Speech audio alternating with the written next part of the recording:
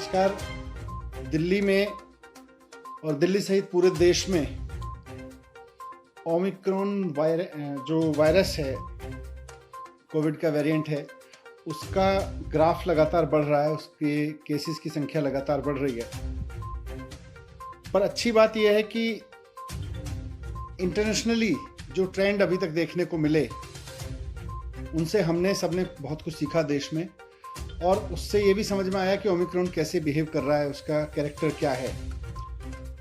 तो इससे नुकसान ज़्यादा नहीं हो रहा, ये वही ट्रेंड शो कर रहा है जैसा ओमिक्रॉन ने दुनिया के और देशों में शो किया है। आज टोटल में देखें तो दिल्ली में इस समय करीब पिछले 8-10 दिन में जो केसेस आए हैं, पॉजिटिव केसेस टोटल इस समय दिल्ली में करीब 11,000 हैं। अब उन 11,000 में से हॉस्पिटल में देखें तो करीब 350 केसेस हैं। उनमें से भी ऑक्सीजन पे देखें तो केवल 124 केस हैं। अब वो 350 में एयरपोर्ट से आए हुए लोग भी हैं, उसमें किसी और वजह से हॉस्पिटल में गए हुए लोग भी हैं, लेकिन अगर ऑक्सीजन पे देखें तो 124 लोग हैं कुल मिला के, और वेंटिलेटर पे देखें तो 7 लोग हैं। तो एक्सपर्ट्स का ये मानना है कि ओमिक्रॉन का अभी तक का जो बिहेवियर है, अभी तक का जो जिन लोगों को ओमिक्रॉन का इन्फेक्शन हो रहा है, उनको बहुत माइल्ड सिम्टम्स हो रहे हैं या नहीं हो रहे हैं और जल्दी ठीक हो जा रहे हैं। लेकिन फिर भी अगर लोगों को कोविड हो रहा है तो खतरा तो है, इसलिए इससे बच के रहना भी ज़रूरी है। और बच के रहने का सबसे बढ़िया तरीका है कि हम पूरी तरह से सेफ्टी रखें, हमेशा मास्क लगाएं बाहर निकलें तो, और जब भी भीड़ भाड़ में रहें तो मास्क लगा के रहें। होम आइसोलेशन इसका सबसे बढ़िया सॉल्यूशन है कि अगर किसी को कोविड हो जाता है और कोई सिम्टम नहीं है तो सारे एक्सपर्ट्स का ये मानना है कि होम आइसोलेशन ही रहना चाहिए। हॉस्पिटल केवल तभी जाएं जब आपकी ऑक्सीजन लेवल लगातार डिप हो रही हो या आपको कोई परेशानी हो, तो आज भी एक्सपर्ट्स ने यही बात दोहराई।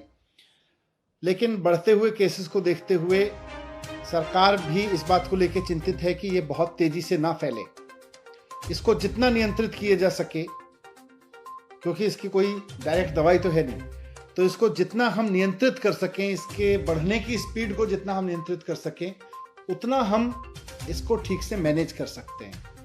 तो इसलिए आज डीडीएमए की बैठक में सरकार ने कुछ फैसले लिए। उसमें सबसे इम्पोर्टेंट है कि दिल्ली में सैटरडे और संडे को, यानी वीकेंड्स पर अब कर्फ्यू रहेगा। तो लोगों से अपील है कि कर्फ्यू के दौरान बाहर ना निकलें। बहुत ज़रूरी होने पर हॉस्पिटल या कोई बहुत एसेंशियल ज़रूरत पर ही बाहर निकलें, लेकिन सैटरडे संडे को कर्फ्यू का पालन करें, घर में रहें, वर्क फ्रॉम होम करें या परिवार के साथ बैठें। दूसरा, केसेस ना बढ़ें, इसलिए ये भी फैसला लिया गया कि जितने भी गवर्नमेंट ऑफिसेज हैं उनमें एसेंशियल सर्विस वाले ऑफिसेज को छोड़कर सबको अभी दफ्तर आने से मना किया जाएगा और केवल ऑनलाइन या वर्क फ्रॉम होम कराया जाएगा। तो government offices work from home mode पे रहेंगे या ऑनलाइन मोड पे रहेंगे।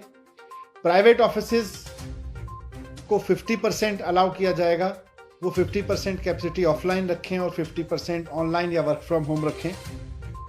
एक और समस्या अभी पिछले दिनों में आ रही थी कि जो हमारे बस स्टॉप्स हैं दिल्ली में, लोग क्योंकि किसी न किसी काम से बाहर निकल ही रहे हैं, तो जो बस अड्डे हैं, बस स्टॉप्स हैं, बस स्टैंड हैं छोटे छोटे, और जो मेट्रो के स्टेशंस हैं, वो सुपर स्प्रेडर बनने का खतरा आ रहा था, क्योंकि आधी संख्या कर दी गई थी मेट्रो में कैपेसिटी की, और साथ साथ बसेस में भी कैपेसिटी की वो आधी कर दी गई थी संख्या।